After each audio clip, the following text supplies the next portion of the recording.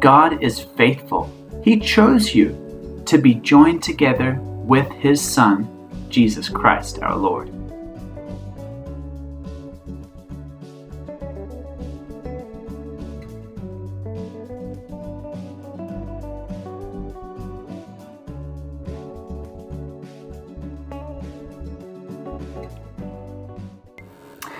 Hi, first graders.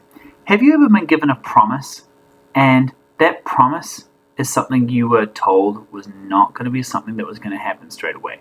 Like, for instance, maybe your parents told you this: hey, if you clean your room, I promise we will spend time together tomorrow at the park.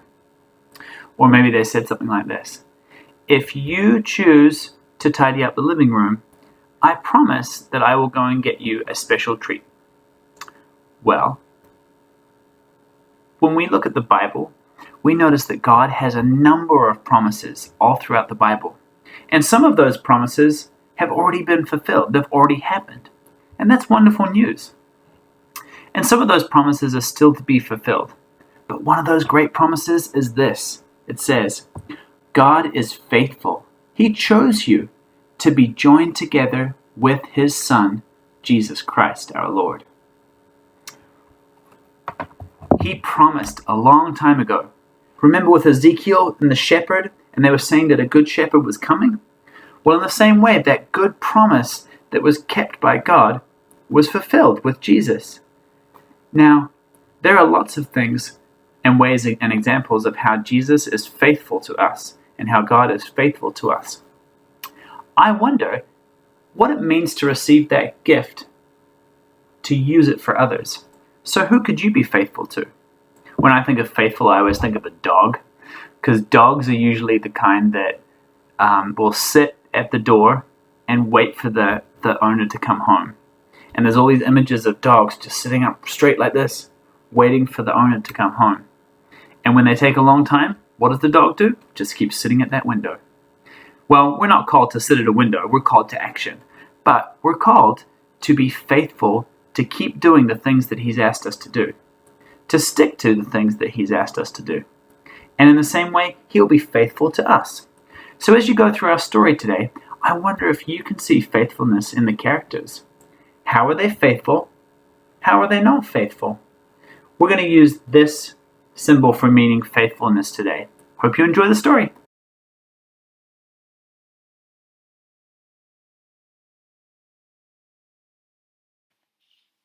A Chair for My Mother by Vera B. Williams.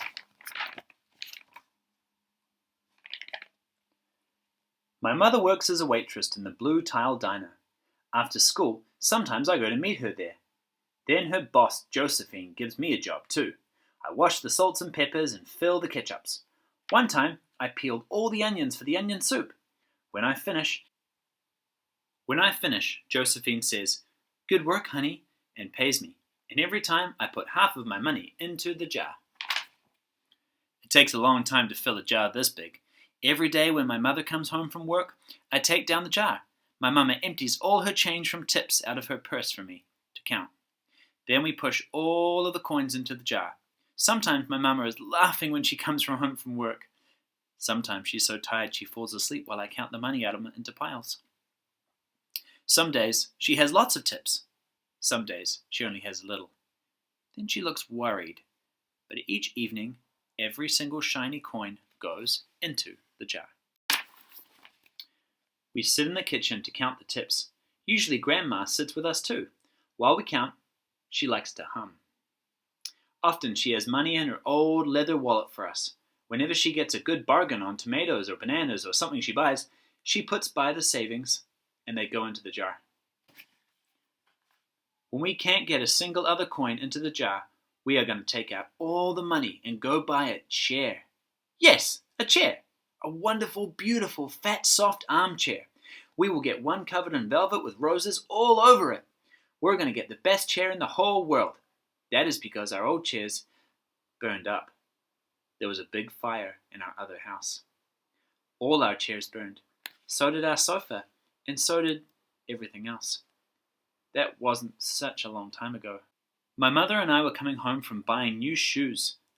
I had new sandals. She had new pumps. We were walking to her house from the bus. We were looking at everyone's tulips. She was saying she liked red tulips, and I was saying I liked yellow ones. Then we came to our block. Right outside our house stood 2 big fire engines. I could see lots of smoke. Tall orange flames came out of the roof. All the neighbors stood in a bunch across the street. Mama grabbed my hand and we ran. My Uncle Sandy saw us and ran to us. Mama yelled, "Where's Mother?" I yelled, "Where's my grandma?" My Aunt Ida waved and shouted, she's here, she's okay, don't worry." Grandma was all right. Our cat was safe too, though it took a while to find her. But everything else in our whole house was spoiled. What was left of our house was turned to charcoal and ashes. We went to stay with my mother's sister, Aunt Ida, and Uncle Sandy. Then we were able to move into the apartment downstairs. We painted the walls yellow, the floors were all shiny, but the rooms were very empty. The first day we moved in, the neighbors brought pizza and cake and ice cream. And they brought a lot of other things too. The family across the street brought a table and 3 kitchen chairs. The very old man next door gave us a bed from when his children were little. The other grandpa brought us this beautiful rug. My mother's other sister, Sally, had made us red and white curtains. Mama's boss, Josephine, brought pots and pans, silverware and dishes. My cousin brought me her own stuffed bear. Everyone clapped when my grandmother gave a speech. "You are all the kindest people," she said, "and we thank you very, very much.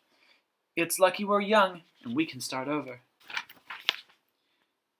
That was last year, but we still have no sofa and no big chairs. When Mama comes home, her feet hurt. "There's no good place for me to take a load off my feet," she says.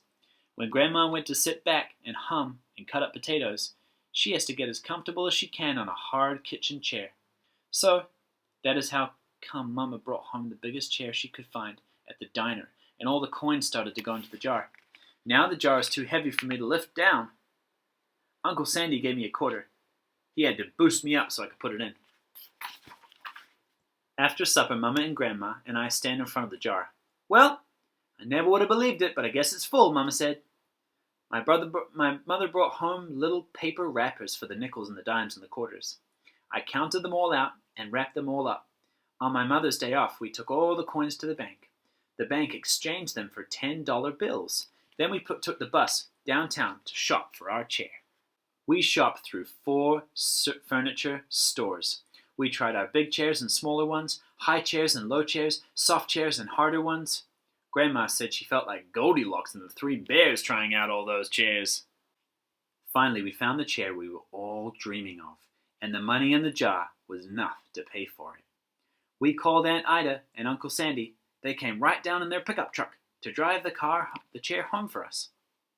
They knew we couldn't wait for it to be delivered. I tried out our chair in the back of the truck. Mama wouldn't let me sit there while we drove, but they let me sit in it while they carried it up the door. We set the chairs right beside the window and the red and white curtains. Grandma and Mama and I all sat in it while Aunt Ida took our picture. Now Grandma sits in it and talks with other people going by in the daytime. Mama sits there and watches the news on TV when she comes home from her job. After supper, I sit with her and she can reach right up and turn out the light if I fall asleep in her lap. So, did you notice any ways that the characters in the story were being faithful? What are some examples of how they were faithful? What are some examples of ways that you could be faithful in your own life?